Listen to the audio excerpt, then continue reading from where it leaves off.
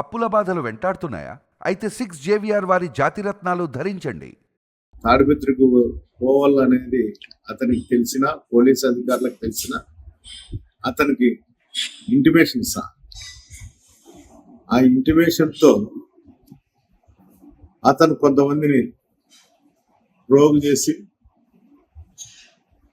వాళ్ళతో ఏదో గలాట చేస్తామనే ఒక మెసేజ్ డిపార్ట్మెంట్ పంపించి, డిపార్ట్మెంట్ ఏదో జరుగుతుంది అనే దాని కింద నన్ను నిలబెట్టడం జరుగుతుంది, అవసరం చేయడం జరుగుతుంది.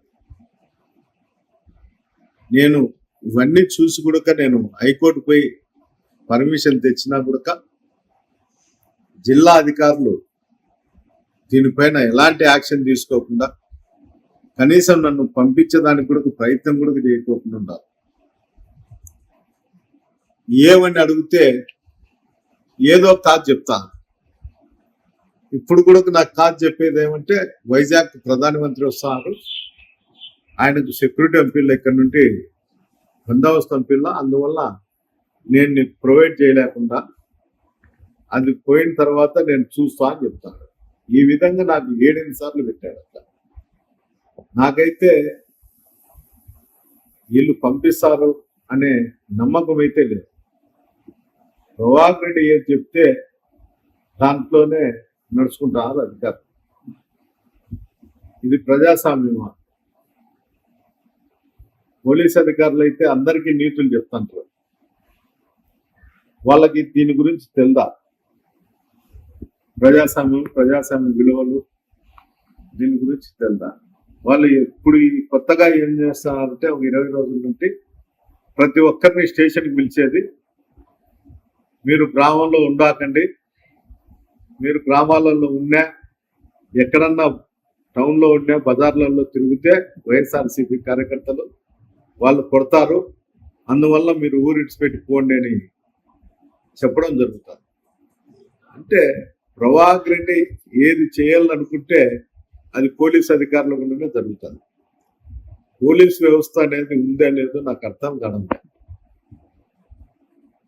ఇంత దారుణంగా తయారైంది. ప్రభాకర్ రెడ్డి ఏం చెప్తాడంటే, అప్పుడప్పుడు నువ్వు తాడిపత్రికి రా, రాజకీయాలు చేస్తే మేము కూడా చూస్తాము అని చెప్తాడు. అయ్యా, నేను తాడిపత్రికి వచ్చాక ఎప్పుడూ సంతృప్తంగానే ఉన్నా. నువ్వు నన్ను చూసి భయపడి ప్రజలు పోలీసులను ఆశ్రయిస్తాండవు. నీ హైడ్రామాలన్నీ నాకు తెలుసు, నీతో ఏమీ కాదు. ఎవరన్నా లేనప్పుడు, ఏదన్నా ఉన్నప్పుడు ఆ గుంపు చేయడము, దాని పోలీసులతో లాండ్ ఆర్డర్ ప్రాబ్లం వస్తుందని చెప్పి చేయడము, నీ కథ అందరికీ తెలుసు. తాడిపత్రుల్లో 50 సంవత్సరాలు ఉండే ప్రతి ఒక్కరికి నీ చరిత్ర తెలుసు. నువ్వు ఆలోచన చేయాల్సిన అవసరం లేదు.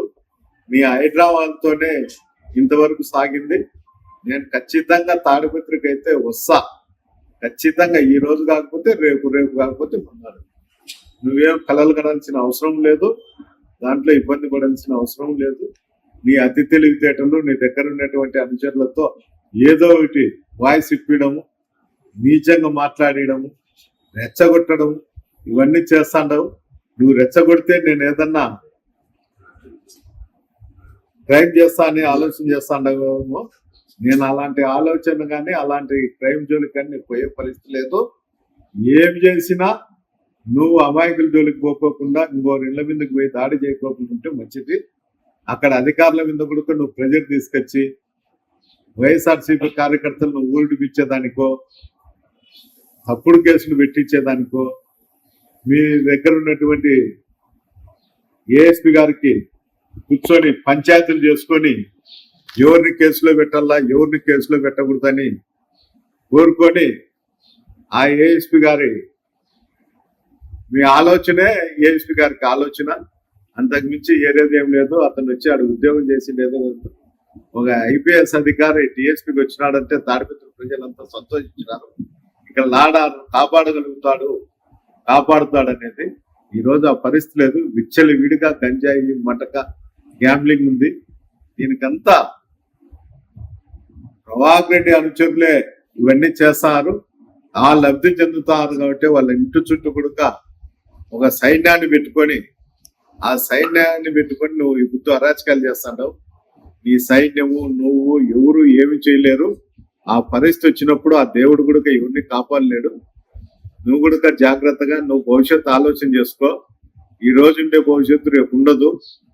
నువ్వు ఆలోచన బుద్ధి నువ్వేందో నాకు 74 ఏళ్ళు ఉన్నాయి, నేను ఏం చెప్తే అది జరుగుతుందని. నీకు 74 ఏళ్ళు ఉన్నాయి, నీ వయసు పోయింది, మతి భ్రమించింది. దయచేసి ఆలోచన చేసుకొని నువ్వు పరిపాలన చేయి. నీ మున్సిపాలిటీలో డ్రైనేజ్ పొర్లుతున్నాయి, కొలాయిలలో కల్తీ వాటర్ వస్తున్నాయి, ఇబ్బందిగా ఉంది. పెన్నా నది ఒక మున్సిపాలిటీ డ్రైనేజ్ మాత్రం తయారైంది. దయచేసి నువ్వు అభివృద్ధి వైపు చూడు కానీ కక్షల కార్పణాల వైపు చూడకూడదని తెలియజేయదు. సిబిలే నా కొడక, నీ పెద్ద కొడుకు అయితే అడవులు కొట్టరు కదరా. యాడికి పోయినట్రా కొజ్జా నా కొడుకు అంటారు. ఆ కొజ్జా నాకుడు వచ్చి మా బెడ్రూమ్ లోకి వచ్చి ఏం చేస్తారు మీరు? కొజ్జా నాకుడులంతా మీరు ఏం చేస్తారా? మా బెడ్రూమ్ లోకి వచ్చి ఏం చేస్తారు? కొజ్జా నా కొడకల్లారా చెప్పమంటావా? హిస్టరీ చెప్పమంటావా? నువ్వు హిస్టరీ చెప్పమంటే చెప్తారా? తప్పు, చెప్పకూడదు. నీ బతుకులు చెప్తా నా కొడకల్లారా. పొద్దుటూరు కానీ చెప్తా.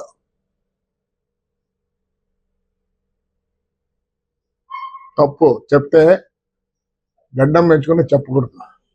చెప్పురా, చెప్పమంటే చెప్తారా? నేను అబద్ధంగా చెప్పను, ఎప్పుడు అబద్ధం చెప్తా. ఇదిరా నీ రికార్డు. ఎందుకు పగల దగ్గర కొడుతురా? ఈ పోలీసు వాళ్ళు ఒకరు వచ్చి పగల దగ్గర కొడుతుంట. ఎందుకు పగల దగ్గర కొడతారు? రెవెన్యూ వాళ్ళు ఎందుకు పగల దగ్గర కొడతారు? ఎందుకు పగల దగ్గర కొడతా? నా కొడుకులు రిజిస్టర్ ఆఫీసర్లు పోతారు. ఆ లేడీకి చెప్పినా నువ్వు కూడా ధమాజ్ చేస్తావు. ఏం రిప్లై ఇస్తావు? ఏం రిప్లై ఇస్తావు? చదువుకున్నా అయినా సమ్ ఆఫ్ ద రూల్స్ పోతావు. నువ్వు కూడా నువ్వు ఆ రిప్లై చూడు పోతావు. నీకు మళ్ళీ పెట్టా చూడు, మళ్ళీ పెట్టినా చూడే రెవెన్యూ వాళ్ళకి. అంటే ఎవరు కదా సార్ నేను క్యాన్సిల్ చేయలేమంట. నువ్వు క్యాన్సిల్ చేయొద్దులే, నీ ఉద్యోగం పోతుంది. సమాజ్ చేసి ఆడపిల్లవని ఉరికినే ఉన్నా. ఏం రాస్తావు రిప్లై? నాకు అదేనా రిప్లై? మళ్ళీ పంపించిన చూడే, పంపే అయితాయి. తమాష కాదు. చదువులేనా నా కొడుకు అనుకుంటానవా? Yes, I know the law also. If I don't know, I can ask somebody and get it. ఈ కోముడు కుట్ల నా కొడుకులే ఎంతకాలం నీకు ఆస్తి? ఈ అమ్మ నా కొడకలారా మొత్తం ఆస్తి అడ్డగారు సంపాదించి చీనా చెట్లు అవి ఎన్ని కొట్టేగారు సంపాదించింది నా కొడకల్లారా. ఇది కరెక్ట్ అని చెప్పురా, ఇది కరెక్ట్, నాది భూమి అని చెప్పురా రేపు చెప్పురా. అనంత రూపాయి చెప్తాంటవే, పొద్దున వస్తుంది రాత్రి వస్తుంది, నన్ను రానియడం రారా. హైకోర్టు ఏం చేస్తుంది? ఇస్తుంది పర్మిషన్ రా. మేమేమన్నా మేమప్ప యా పార్టీ వచ్చినా, ఎవడొచ్చినా, నేను వచ్చినా, నువ్వు వచ్చినా పార్టీ చేస్తాను. నేను అదే భయపడి చెప్తాను. నువ్వు వస్తే పార్టీ చేస్తాను, తరుముతాను ఊళ్ళో ప్రజలు. పొద్దున లేస్తారా పోలీసులు అడుగుతారు, రారలే నీ కొడుకులు మందురా. నా కొడుకుని నేను పిలుచుకొచ్చినప్పుడు నేను ఈడే ఉన్నానులే, ఈడే ఉన్నా నా కొడక్క. నేను 15వ తేదీ లోపల రెవెన్యూ వాళ్ళు ఇస్తేనే, లేకపోతే ప్రొక్లైన్ పెడతా విత్ ఆల్ రికార్డ్స్.